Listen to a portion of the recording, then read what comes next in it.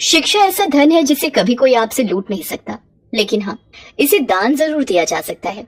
ये कहानी है 6 साल के गरीब सुंदर की। बाबा, मैं तैयार हो गया, चलो चलें। रुक बेटा, मैं नहा तो लूं, बस अभी आया मैं। सुंदर, ले, जब तक बाबा नहा कर आ रहे हैं तो ये रोटी खा ले। ले, आज तो रोटी के साथ प्याज भी है खाने को। अच्छा लाओ माँ। माँ, मैं जल्दी वापस आ जाऊंगा, लौटकर मुझे पढ़ाई करनी है। तो जा ही क्यों रहा है? तेरे बाबा ने कब कहा तुझसे कि तू उनके साथ फल सब्जी बेचने चले? पर माँ, ठेला बहुत भारी हो जाता है, बाबा थक जाते होंगे, इसीलिए मैं उनकी मदद करने जाता हूँ। और वैसे भी माँ, मैं तो फल सब्जी बेचते बेचते भी पढ़ाई कर लेता हूँ। वो कैसे? जब भी कोई बाबा से कुछ खरीदता है तो मैं मन ही मन सारा हिसाब लगा लेता हूँ, वो भी बाबा से पहले। अच्छा तो चल फिर, मैं भी देखता हूँ कि तू हिसाब में कितना पक्का है। मुझे ये बता कि 20 रुपए किलो के हिसाब से 3 पाव आलू और 40 रुपए किलो के हिसाब से 1 पाव भिंडी के कुल कितने रुपए लेगा तू? आसान है बाबा, 25 रुपए है ना?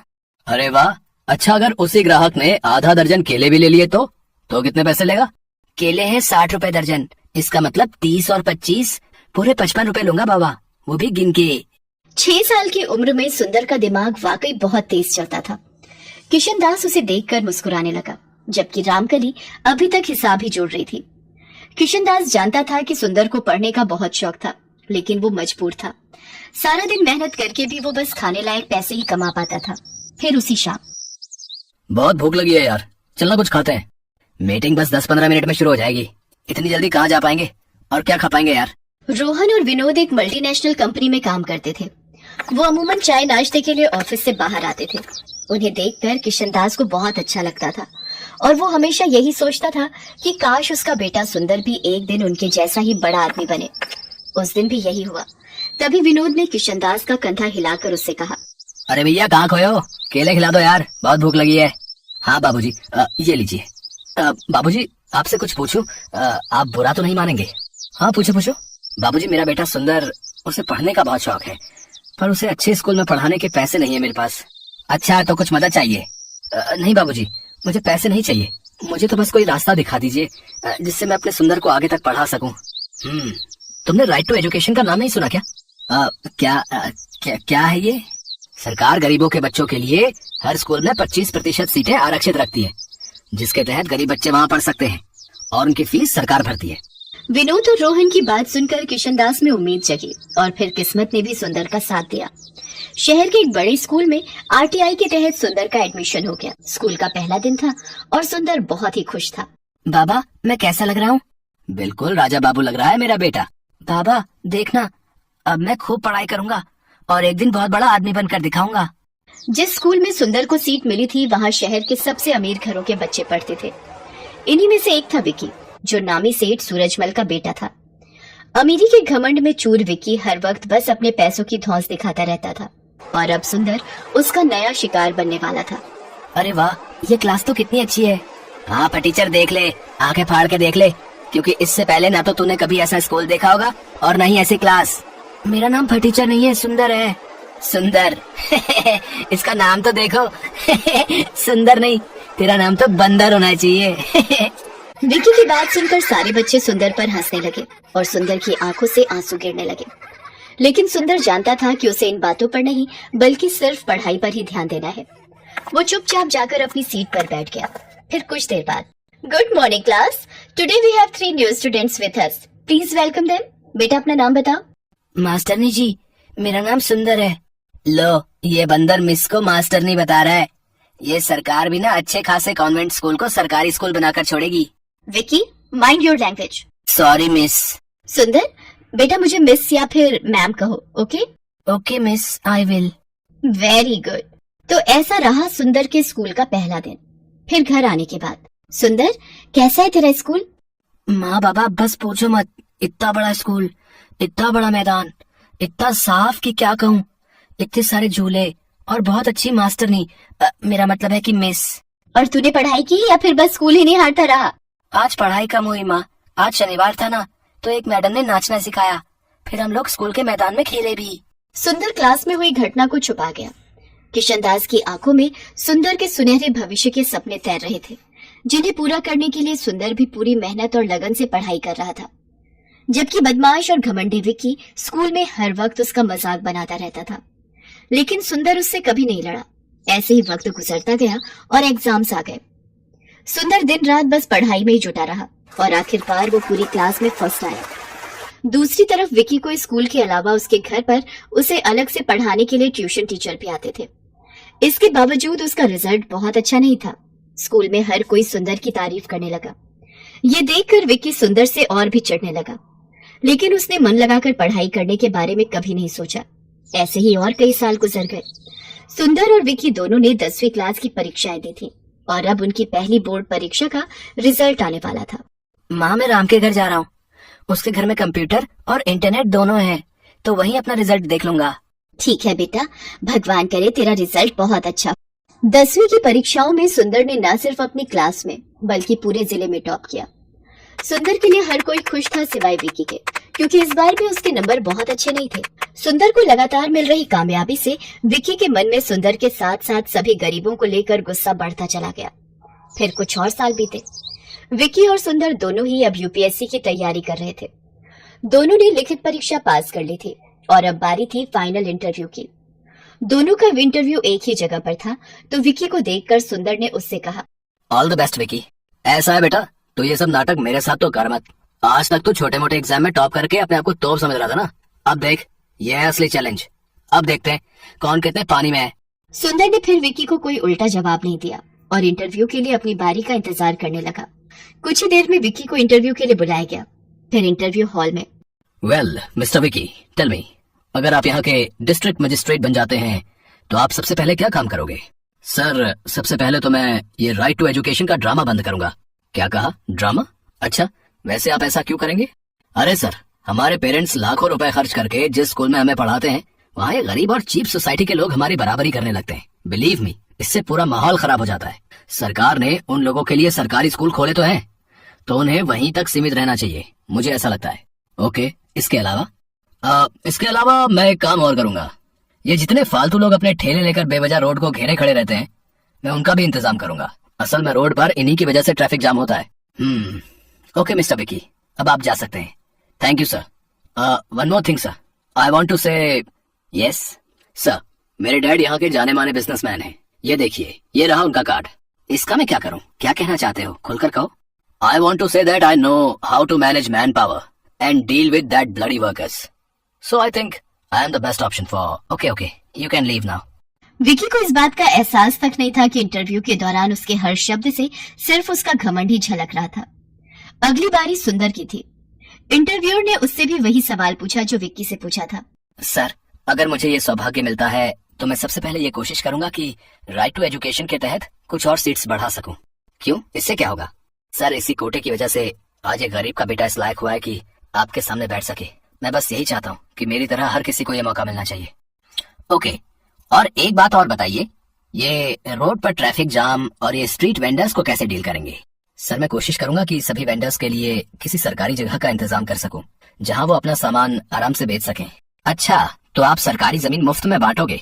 नो सर, पर हाँ, ये कोशिश जरूर करूंगा कि उन लोगों से जितना कम हो सके उतना न्यूनतम किराया लिया जाए, ताकि सरकार के राजस्व में भी बढ़ोतरी हो और गरीबों को धूप और बारिश से बचकर अपनी रोजी रोटी कमाने का पूरा मौका मिले। इसके साथ ही मेरा जिला सुंदर और व्यवस्थित भी रहे।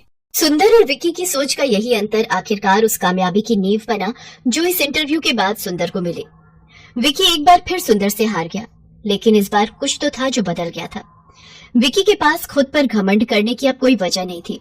वो मजबूर होकर अपने पिता का बिजनेस संभालने तो लगा, लेकिन इसके बाद उसमें सुंदर का सामना करवाने की हिम्मत बाकी नहीं थी। रामलाल अमन कुमार के घर नौकरी करता था। अमन कुमार का बेटा सौरभ एक बड़े स्कूल में पढ़ता था, जबकि रामलाल का बेटा दीपक एक सरकारी स्कूल में पढ़ता था। सौरभ और दीपक दोनों ही पढ़ने में होशियार थे और अपने अपने स्कूल के अच्छे बच्चों में उनका नाम था। देखो पापा, मेरा रिपोर्ट कार्ड मिल गया, मैं क्लास में फर्स्ट आया हूँ। अरे वाह सौरभ, मुझे पता था मेरा बेटा इस बार भी क्लास में फर्स्ट आएगा। अरे रामलाल, दीपक भी तो अपनी क्लास में फर्स्ट आया है ना? अभी कुछ देर पहले ही वो भी अपना रिपोर्ट कार्ड दिखा रहा था। जी साहब, वो भी अपनी कक्षा में अव्वल आया है। पापा, सरकारी स्कूल में पढ़कर तो कोई भी फर्स्ट आ जाता है, वहाँ की पढ़ाई तो बहुत आसान है। दीपक ने कोई बड़ा काम नहीं किया, एक छोटे से स्कूल में फर्स्ट आकर। सौरभ, ये लो लड्डू, मैं फर्स्ट आया हूँ ना, तो बापू ने सबको बांटे हैं। मैं नहीं खाता ये बेकार से लड्डू। मॉम, वो चॉकलेट बादाम कहाँ है? जो आपने सबको खिलाए हैं। मेरे पापा तुम्हारे बापू की तरह सस्ते लड्डू नहीं लाते, वो तो चॉकलेट ड्राई फ्रूट लाए हैं। और ज्यादा इतराने की जरूरत नहीं है, तुम हमारे नौकर के बेटे हो। जितनी मर्जी कोशिश कर ले, तो मेरी बराबरी नहीं कर सकता। सौरभ बेटा ऐसे नहीं बोलते, दीपक भी अच्छा बच्चा है। माँ, मुझे दीपक एक आंख नहीं भाता। मेरे सामने पापा उसकी तारीफ करते रहते हैं, मुझे बिल्कुल अच्छा नहीं लगता। मैं कपिल के घर खेलने जा रहा हूँ। सौरभ को दीपक से नफरत थी। दीपक भी उसकी तरह पढ़ाई में बहुत अच्छा था। ये बात सुनकर सौरभ और गुस्से में आ जाता है। सौरभ कपिल के घर खेलने चला जाता है। क्या हुआ सौरभ, आज तू बड़ा गुस्से में है? मैं दीपक से नफरत करता हूँ। आज मैं जब पापा को अपना रिपोर्ट कार्ड दिखा रहा था, तो दीपक ने भी अपना रिपोर्ट कार्ड दिखाया, वो भी मेरी तरह फर्स्ट आया है। फिर तुम ही बताओ, फिर पापा उसकी भी तारीफ करने लगे। वो हमारे नौकर का बेटा है, ये बात मुझे उसे समझानी होगी। अरे तू चिंता क्यों करता है, सब ठीक हो जाएगा। अच्छा सुन, कल दोपहर में सारे दोस्त गेम में पैसे लगा रहे हैं, तू कितने लगाएगा? मेरी तरफ से 200 रुपए लगा दे। अरे तू फिर से अपनी मम्मी के बैंक अकाउंट से 200 रुपए लेगा तो तेरी मम्मी गुस्सा नहीं करेंगी? मेरे पापा बहुत रिच है, मेरे पास पैसों की कमी नहीं है। मेरे मम्मी पापा मुझसे कुछ नहीं कहते हैं, क्योंकि मैं स्कूल में हमेशा फर्स्ट आता हूँ। सौरभ को गेम पर पैसा लगाने की आदत पड़ गई थी। वो आए दिन अपने दोस्त कपिल और बाकी दोस्तों के साथ ऑनलाइन गेम खेलता और उस पर पैसे लगाता। सौरभ पढ़ाई में अच्छा था, इसलिए उसकी मम्मी भी उसे अकाउंट से पैसे लेने के लिए कुछ नहीं कहती थी। सौरभ, तुमने मॉम के अकाउंट से आज फिर 200 रुपए निकाले हैं। पापा, वो मेरा ऑनलाइन ग्रुप गेम चल रहा है ना, तो उसी के लिए चाहिए थे। अरे मुझे पता है, सौरभ ने मुझे बता दिया था कि वो 200 रुपए ऐड कर रहा है। बेकार में गुस्सा होते रहते हो मेरे लाल पर। वो तो ठीक है संध्या, पर चलिए आप नाश्ता कीजिए, बच्चे हैं आपस में लगे रहते हैं। संध्या अमन की बातों पर ध्यान नहीं देती। सौरभ को गेम खेलने की आदत पड़ती जा रही थी। एग्जाम भी नजदीक आ रहे थे। एक दिन, सौरभ क्या बात है, आजकल लग रहा है तुम पढ़ाई पर ध्यान नहीं दे रहे हो। तुम्हारी मैम का फोन आया था, तुम 2 दिन से ट्यूशन में लेट पहुंच रहे हो। मम्मी, वो एग्जाम आ रहे हैं ना, तो मैं कपिल के घर बैठकर पढ़ाई करता हूँ। हम दोनों साथ में ही ट्यूशन जाते हैं, तो पढ़ते हुए समय का पता ही नहीं चलता। अच्छा ये बात है, तुम कपिल के घर बैठकर एक्स्ट्रा टाइम में पढ़ाई कर रहे हो, ये बहुत अच्छी बात है। उधर दीपक भी अपनी आने वाली परीक्षाओं की तैयारी कर रहा था। बापू, इस बार मुझे फिर से फर्स्ट आना है, देखना मैं खूब मेहनत करूंगा। अब मुझे पता है मेरे बेटे, तुम पढ़ाई में बहुत मेहनत कर रहे हो। देखना, तुम्हारा ये जोड़ा हुआ विद्याधन एक दिन तुम्हारे बहुत काम आएगा, और तुम एक दिन हम सबका नाम रोशन जरूर करोगे। चलो दीपक बेटा, अब आकर ये दूध चावल खा लो, मैंने तुम्हारी पसंद के बनाए हैं। और तुम वो कहाँ जा रहे हो अपनी कक्षा के बच्चों के साथ? माँ, मैं साइंस म्यूजियम देखने जा रहा हूँ। वहाँ पर विज्ञान संबंधित बहुत से उपकरण हैं। टीचर बता रही थी, हमें वहाँ जाने से बहुत कुछ सीखने को मिलेगा। अच्छा, ये तो बहुत अच्छी बात है। दीपक स्कूल के बच्चों के साथ साइंस म्यूजियम देखने जाता है। वहाँ उसे प्राइवेट स्कूल के बच्चे भी दिखाई देते हैं, जिनमें सौरभ भी होता है। सौरभ, ये तो वही लड़का है जो कई बार तेरे घर पर भी देखा है। अरे ये हमारे नौकर रामलाल का ही तो लड़का है, गरीब नौकर का बेटा है ये। हाँ, ये नौकर का बेटा है, फिर तो ये भी नौकर हुआ। सब बच्चे दीपक पर हंसने लगते हैं। दीपक घर आकर सुस्त और उदास हो जाता है। बापू, सब बच्चे मुझे नौकर का बेटा कहकर चिढ़ा रहे थे, सब बच्चे मेरे ऊपर हंस रहे थे। अरे मेरे बच्चे, तू इतनी सी बात पर बुरा मान गया। मैं तुझे तभी तो पढ़ा लिखा कर बढ़ा रहा हूँ, ताकि तू पढ़ लिख कर बड़ा आदमी बन सके और पैसे कमा सके। रामलाल की बातों को सुनकर दीपक में हिम्मत आ जाती है और वो खुश हो जाता है और खूब मन लगाकर पढ़ाई करने लगता है। अगले दिन दीपक स्कूल जाता है तो उसकी टीचर उसे कक्षा में पूरे साल अच्छा करने के लिए पुरस्कार देती है। दीपक ने पूरे साल बहुत मेहनत करके अव्वल स्थान पाया है, इसलिए दीपक को स्कूल की तरफ से कक्षा में best student of the year का अवार्ड दिया जा रहा है। और मैं जानती हूँ कि फाइनल एग्जाम जो आने वाले हैं, दीपक उसमें भी फर्स्ट क्लास पास होने की पूरी कोशिश में लगा होगा। Thank you ma'am. सब बच्चे तालियां बजाकर दीपक की प्रशंसा करते हैं। घर आकर दीपक अपने बापू और माँ को सारी बात बताता है। अरे वाह, ये तो बहुत सुंदर पुरस्कार है, जीते रहो मेरे बच्चे। बापू, मैं ये पुरस्कार अमन अंकल को दिखाकर उनका आशीर्वाद लेना चाहता हूँ। ठीक है बेटा, चल तू उनका भी आशीर्वाद ले ले। संध्या, तुम्हारे बैंक अकाउंट से 1 लाख रुपए निकल गए और तुम्हें पता तक नहीं। मैं भला इतने पैसे एक साथ कहाँ खर्च करूंगी, मुझे भी कुछ समझ नहीं आ रहा ये सब कैसे हो गया। रुको, मैंने बैंक से सारी डिटेल निकलवाई है, बैंक की तरफ से ही फोन है। अमन बैंक वालों से फोन पर बात करने लगता है। रामलाल और दीपक भी वहीं खड़े थे। हो गया सत्यानाश, और दो लाडले को मोबाइल फोन।